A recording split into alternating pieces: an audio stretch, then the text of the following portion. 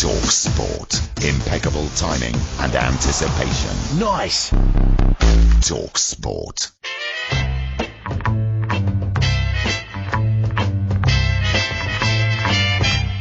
The talkSPORT clips of the week.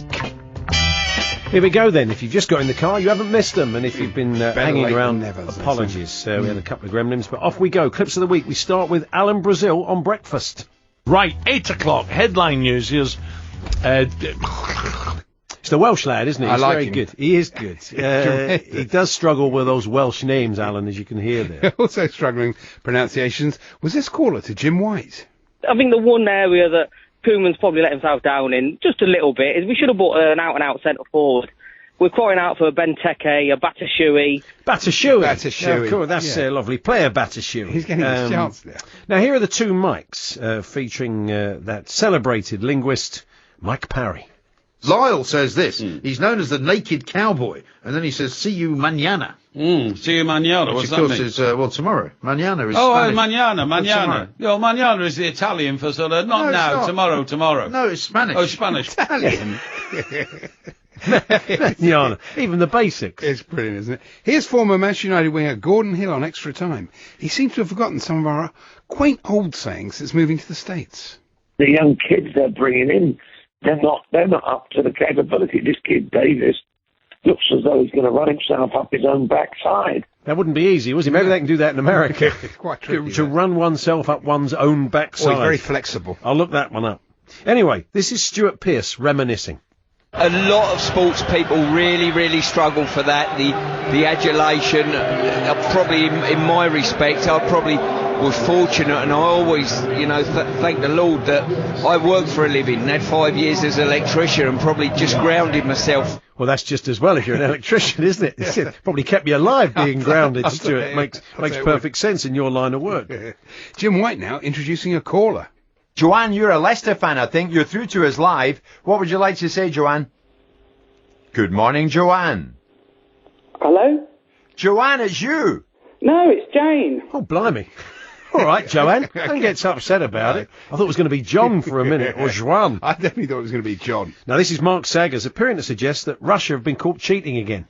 England's women now 3-0 up against Russia, who are down to 10 men.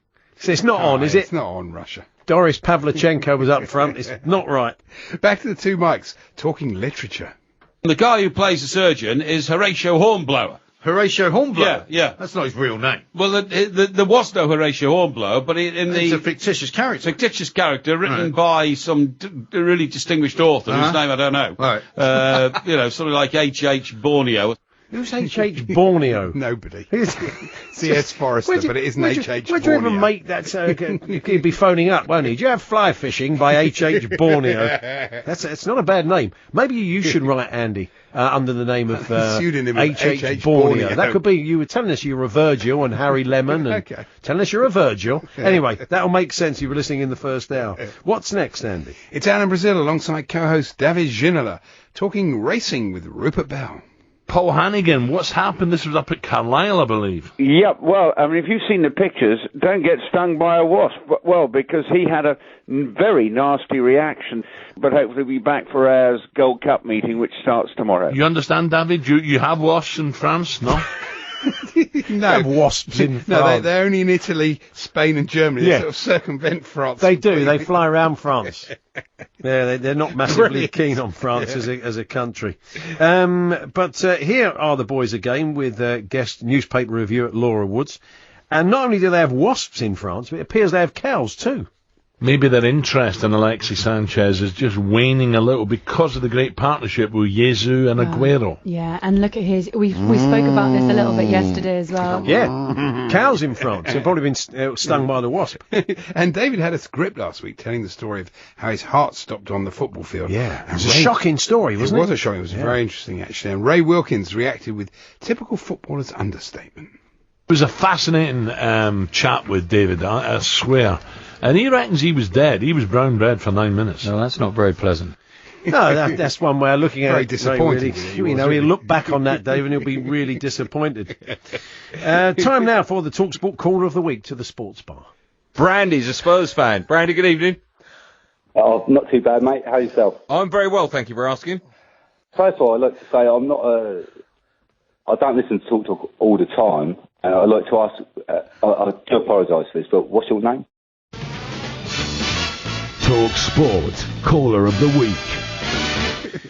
Nice, hey. Cheers, Brandy. Talk. What's talk? I've no idea. Yeah. What's next then? Fisherman's Blues now, and Nigel was talked through the World Cup Championship by England team manager Rob Hughes.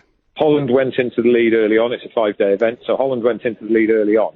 And then it was Germany, then it was the Czech Republic, then it was Holland again, then it was the Czech Republic again. How Germany exciting. came back. Yeah, give him a chance to tell us what happened. Yeah. I was there. I felt like I was there on the riverbank. Was it going to be the Czech Republic? Was it going to be Holland? We'll never know, because Nigel said how exciting before he got the result out. Oh, what a shame. Oh, well. So, here's Georgie Bingham and Tony Cascarino looking through the papers. A headline that came up in the Daily Record Sport this week. Yes. Made us giggle a little bit. Nay class, as in Neymar. Yeah. Nay brains, nay chance.